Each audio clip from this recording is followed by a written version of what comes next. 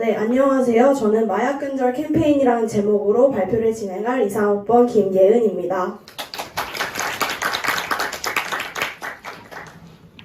네, 먼저 목차를 모시겠습니다. 서론 그리고 마약에 대한 내용을 거쳐서 마약을 근절할 전략과 그중 하나인 캠페인을 소개해 보도록 하겠습니다. 요즘 마약 관련 기사들이 굉장히 많이 나오고 있습니다. 유명 연예인부터 청소년까지 광범위하게 마약을 투약했다는 내용들입니다. 미국 거리의 마약 좀비 영상도 여러분 모두 한 번쯤은 보셨을 텐데요. 강남 학원가의 마약 사건은 모두를 충격에 빠뜨렸었죠. 불과 얼마 전까지만 해도 마약은 소수의 사람만이 하는 접근하기 어려운 느낌이었음에도 이제는 마약 관련 기사가 하루가 멀다시피 하며 들리고 있습니다. 이 마약은 왜 위험한 것일까요? 마약은 왜 하면 안 되는 것일까요? 오늘 저는 그 마약의 전반적인 내용과 마약을 퇴치하기 위한 전략을 소개하도록 하겠습니다. 먼저 마약의 정의를 살펴보겠습니다. 마약은 중추신경계에 작용하면서 오용하거나 남용할 경우 인체에 심각한 위해가 있다고 인정되는 약물을 의미합니다. 모르핀, 코카인, 아편 등의 대표적인 종류가 있고 때로는 다이어트약과 수면제가 마약처럼 복용자를 중독시키기도 합니다. 세계보건기구가 규정한 마약을 보실까요? 약물 사용의 욕구가 강제에 이를 정도로 강하고 사용 약물의 양이 증가하는 경향이 있으며 사용 중지 시 온몸에 견디기 어려운 증상이 나타나고 개인에 한정되지 않고 사회에도 해를 끼치는 약물이라고 정의하고 있습니다. 그런데 최근 이 마약 유통이 국내외에서 급속도로 증가하고 있습니다. 미국은 펜타닐로 1년에 약 7만 명이 목숨을 잃었습니다. 또한 보시는 그래프에서 알 수 있듯 대한민국의 마약류 사범도 적발되는 수가 점차 증가하고 있습니다. 최근 5년간 인천공항에서 적발된 마약 밀수는 약 8,100억 원의 가치인 1,700kg에 달합니다. 마약은 왜 시작도 하면 안 되는 것일까요? 우리는 마약을 할 때 무조건 쾌락만 있을 것이라고 생각하지만 아닙니다. 마약은 정상적인 뇌를 파괴합니다. 환각에 빠져 가족을 죽인 사례도 존재하고 숨을 쉬지 않는데도 고통을 느끼지 않아서 결국 사망에 이르기도 합니다. 이런 식으로 한번 망가진 데는 다시 회복이 불가합니다. 원래 몸에는 마약처럼 강한 자극을 가진 호르몬이 없기 때문에 그 자극을 몸이 계속해서 기억하기 때문입니다. 마약을 투약하고 난 뒤에 사람은 무너진 내 시스템으로 인해 삶의 일반적인 것에서 즐거움을 느끼지 못하게 되고 감정 조절이 쉽지 않게 됩니다. 마약의 내성이 생기게 돼서 점점 과량을 섭취하게 되고 약을 하지 않으면 금단 증상이 찾아옵니다. 결국 또 다시 약을 찾고 더 많은 양을 섭취하게 되는 악순환이 계속해서 반복되는 것입니다. 또 신체적인 문제도 찾아옵니다. 이빨이 빠져서 20대의 젊은 나이에도 틀니를 끼고 살아야 하고 얼굴에 노화가 찾아오게 됩니다. 사회적 관점에서 한번 봐볼까요? 마약에 중독되면 현실에 만족하지 못하고 마약을 위해서만 살게 됩니다. 게다가 사회적 활동을 포기해서 가정과 경제, 삶이 무너지는 결과가 옵니다. 이는 사회에 범죄 불안을 증가시키고 사람과의 단절을 가져오게 됩니다. 이처럼 본인은 잘 조절할 수 있다고 생각해도 마음대로 끊을 수 없는 것이 바로 마약 중독입니다.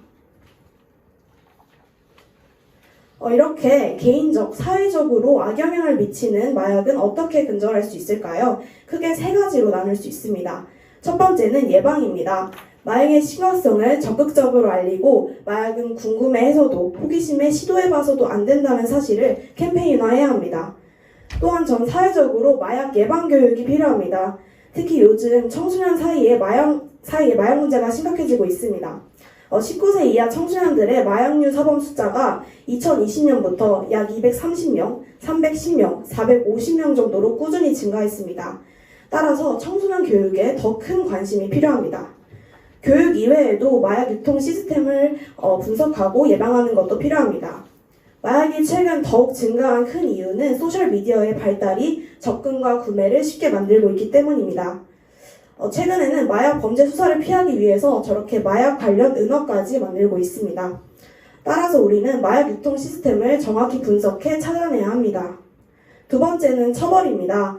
마약을 불법적으로 해외에서 들여오고 국내에 유통하는 마약 유통책과 무분별하게 마약류 약물을 처방하는 일부 의료진에 대한 강화 처벌이 중요합니다.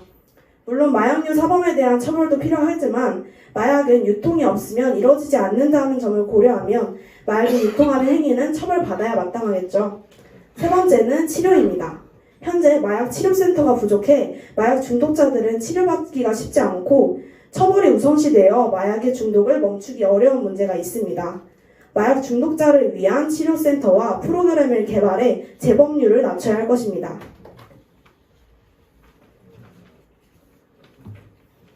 네, 이 중에서도 마약 예방을 위한 활동이 정말 중요합니다. 이미 발생한 중독자에 대한 대응도 필요하지만 마약은 시작도 하지 않는 것이 가장 중요하기 때문입니다. 특히 캠페인은 짧은 문구로 사람들에게 강한 인상을 남길 수 있는 수단입니다. 평소 마약의 심각성을 모르는 사람에게는 정보를 제공할 수 있습니다. 또 사회의 움직임과 통합은 마약에 대한 경각심을 일깨우고 호기심과 접근을 차단함으로써 예방에 도움을 줍니다.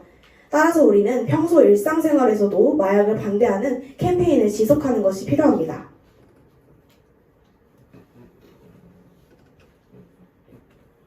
저는 No Drug, Yes Life라는 캠페인 문구를 제시하고 싶습니다. No Drug, 마약은 시작하지 말고 Yes Life, 정상적인 삶을 살아가자 라는 의미입니다. 마약은 한번 시작하면 멈추기 힘듭니다. 또 계속되는 마약은 정신, 몸, 가정을 망가뜨립니다. 따라서 우리는 항상 마약에는 노를 외치며 삶에 대답하여 미래를 살아가야 합니다. 마약에는 삶이 없습니다. 마약은 시작하지 않는 것이 가장 올바른 선택입니다. 그리고 우리는 이 사실을 캠페인을 통해 지속적으로 알려야 합니다. 모두가 캠페인에 참여할 때 마약의 심각성을 효과적으로 알리고 마약 범죄를 예방할 수 있습니다.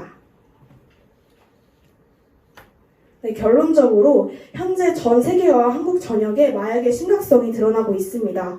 마약은 신체적인 문제뿐 아니라 가정과 삶을 망가뜨리고 더 나아가 우리 사회를 어지럽게 만드는 주범입니다. 우리는 모두 이 마약의 심각성을 인식하고 마약 범죄 예방을 위해 캠페인에 적극적으로 참여해야 합니다. 한 명 한 명의 동참이 사회 분위기를 만들고 마약이 없는 마약이 근절된 사회를 만들 수 있을 것입니다. 참고문헌 보여드리며 발표 마치겠습니다. 감사합니다.